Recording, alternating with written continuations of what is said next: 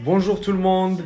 Aujourd'hui, un petit tuto pour faire les trous des robinets pour l'ensemble de douche. Il y a quelqu'un qui m'a appelé juste pour lui faire ça. Regardez ça.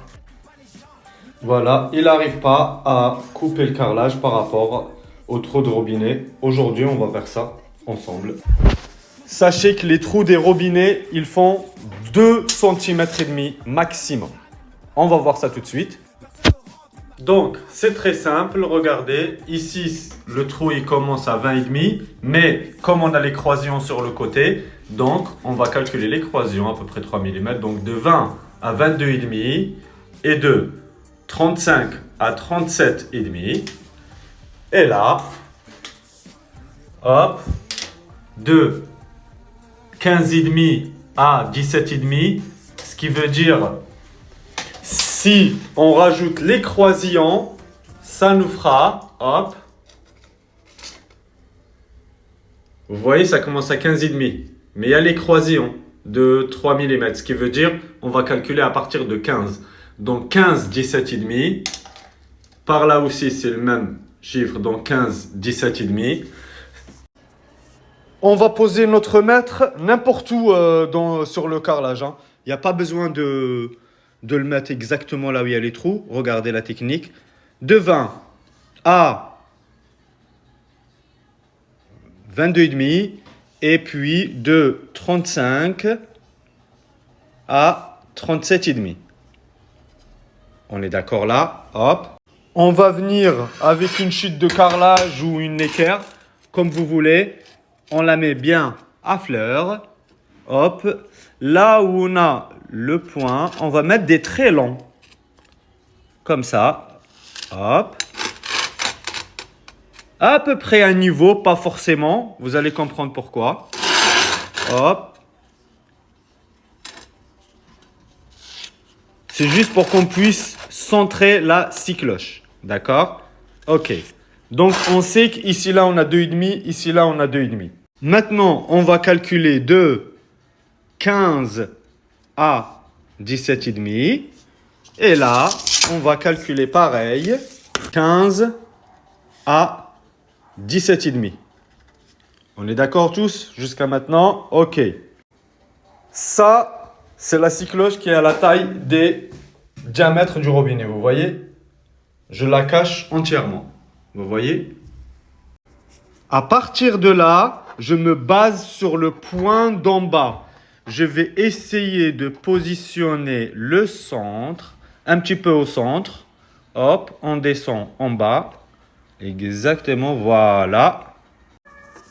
On fait un petit rond comme celui-là. Bien sûr, il faut que le centre de ma scie cloche d'en bas, il faut qu'il soit sur le point numéro 15.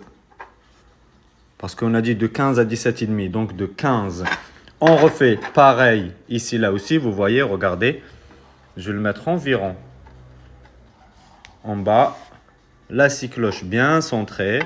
Hop, comme vous voyez, hop. Et je fais mon petit rond.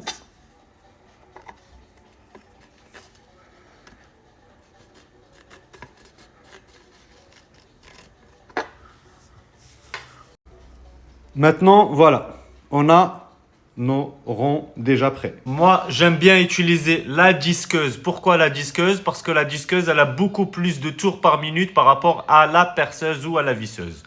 Et là, on attaque, mais on va attaquer en biais. Ça veut dire quand je vais commencer à percer, je perce comme ça. Je ne pose jamais la scie cloche droite. Pourquoi? Parce qu'une fois qu'elle commence à tourner, ça va me faire ça, ça va me rayer le carrelage. Donc, je commence en biais. D'accord?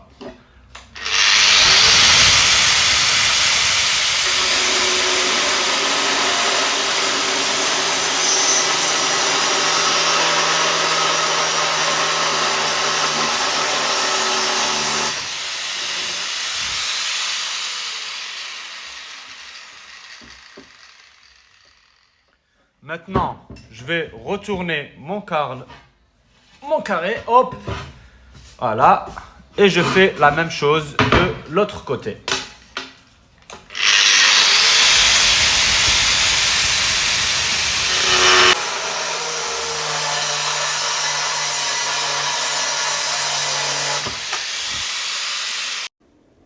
À l'aide d'un chiffon, on va venir nettoyer les traits et les ronds qu'on a fait avec le stylo.